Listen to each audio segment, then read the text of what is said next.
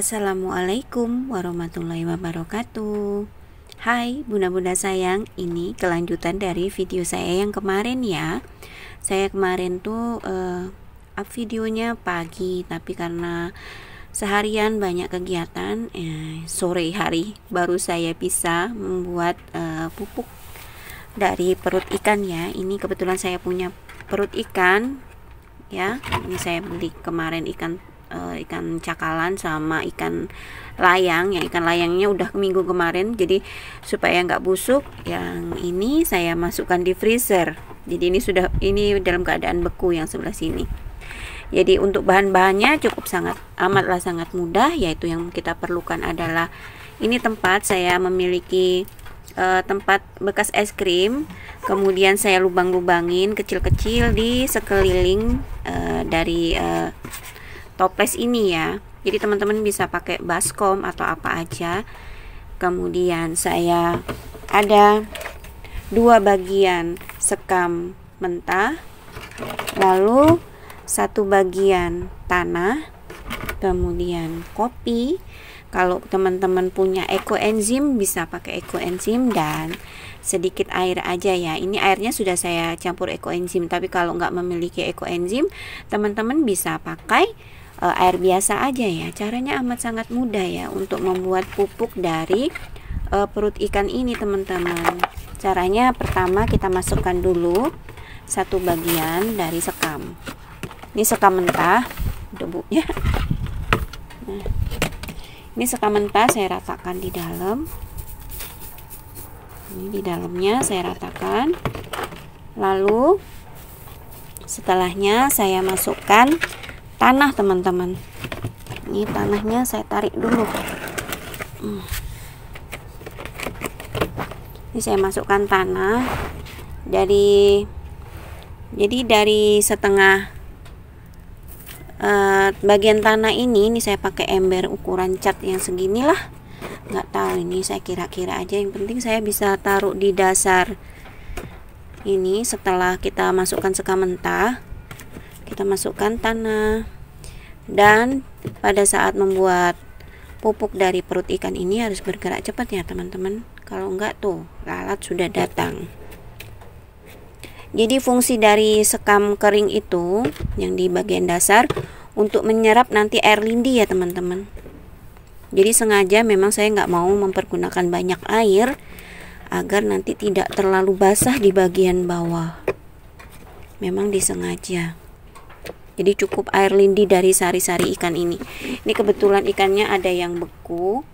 Jadi pertama-tama biasanya kan saya langsung campur di sini ya teman-teman. Saya tabur gitu ya. Biasanya begini. Ini biasanya saya tabur begini kan.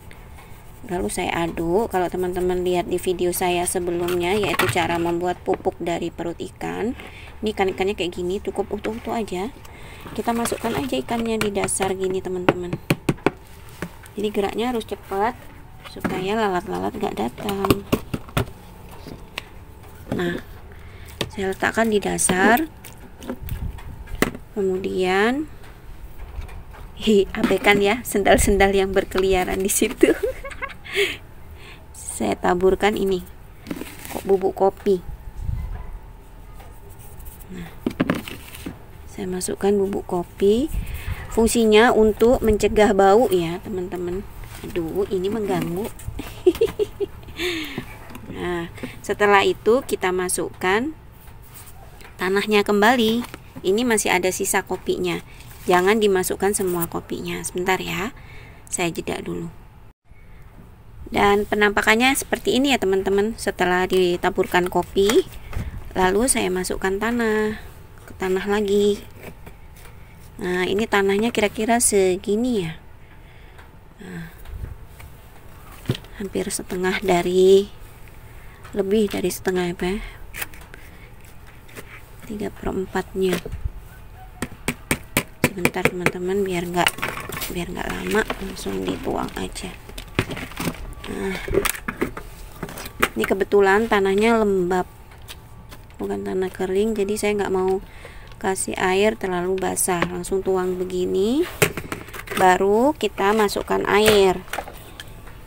Ini nggak usah terlalu basah ya teman-teman, karena saya nggak mau benyek. Nah, lalu masukkan sekam lagi. Fungsinya sekam ini supaya kita nggak lihat ada belatung di dalam, karena kalau ikan pasti ada belatung, pasti teman-teman, nggak bisa kita pungkiri pasti ada belatung, karena di dalam kotoran hewan tuh, binatang, pasti ada makhluk-makhluk ya, yang fungsinya nanti ketika binatang itu mati, mereka akan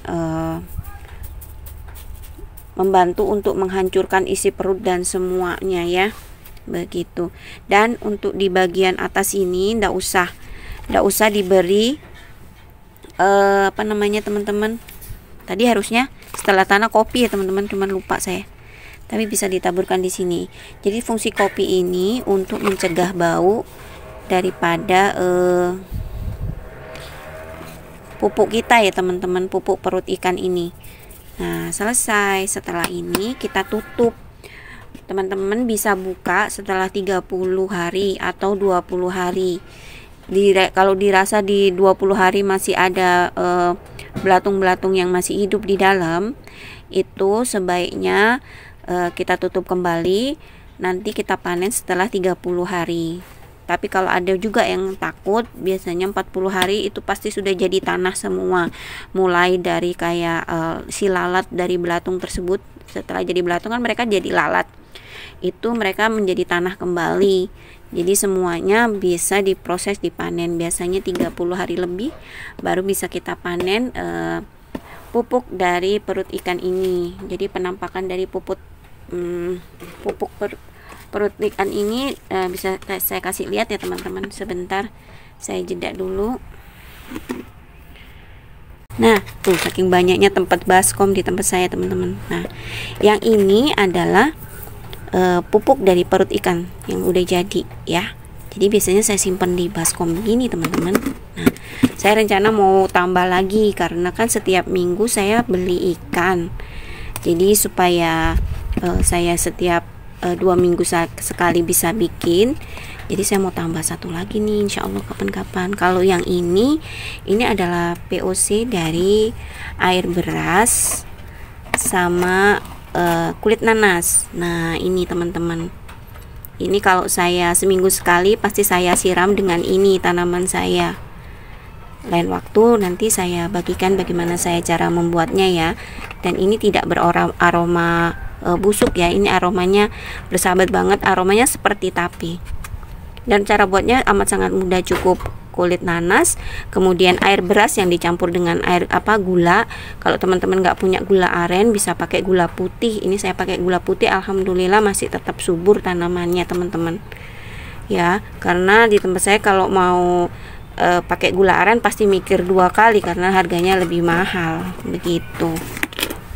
Ini biasanya saya taruh di sini teman. Nah, tuh tempat saya tuh sempit banget teman-teman. Jadi saya selalu memanfaatkan tempat ini walaupun sempit, harus isinya tuh benar-benar maksimal, benar-benar isinya. Salah. Yang ini di bawah. Nah, biasanya ini gini. Nanti saya kalau pakai akan saya bongkar karena tempat saya itu banyak tikus, jadi harus ditaruh di tempat-tempat yang tertutup seperti ini. Makanya kenapa saya membuat pupuk dari perut ikan tuh seperti ini, tidak saya pendam langsung di dalam pot-pot ini teman-teman, karena pernah terjadi ketika saya menyimpan membuat pupuk yang saya letakkan di planter bag yang ini, itu planter bagnya lubang, digerogotin sama tikus. Makanya di sini saya buat komposter yang memakai ember-ember seperti ini. Bisa bikin komposter dari karung atau apa aja itu bisa. Cuman karena keterbatasan tempat saya, jadi saya pakai ember-ember seperti ini teman-teman. Dan ini yang hasil panennya tuh. Hasil panen dari komposter yang hijau ini. Dapat yang ini setengah karung, lalu 1 baskom ini. Kan lumayan teman-teman, bisa untuk media tanam. Nah, setelahnya kita tutup, kita biarkan minimal 20 hari bisa dilihat, atau kalau benar-benar takut teman-teman cukup tunggu sampai 30 atau 35 hari baru dibuka tempat ini, begitu. Dan pupuknya bisa dipanen seperti punya saya. Ini biasanya saya letakkan di atas ini, teman-teman. Nah, begitulah cara saya membuat pupuk dari perut ikan. Semoga cara ini bermanfaat untuk teman-teman di rumah yang ingin meminimalisir sampah dari kotoran perut ikan ya, atau ayam atau apa aja limbah dari hewani yang bisa kita olah menjadi pupuk. Cukup sekian dulu sekelumit cara-cara saya membuat pupuk dari perut ikan. Semoga cara ini bermanfaat buat teman-teman semuanya. Jangan lupa ya like, comment, subscribe, dan share-nya. Sampai jumpa lagi di video saya selanjutnya. Jangan lupa juga pencet tombol loncengnya agar saya selalu bersemangat untuk membuat video dan bagi-bagi tentang tanaman-tanaman saya yang ada di kebun imut ini. Sampai jumpa lagi teman-teman, saya akhiri dulu. Wassalamualaikum warahmatullahi wabarakatuh. Dadah bunda-bunda sayang, sampai jumpa lagi.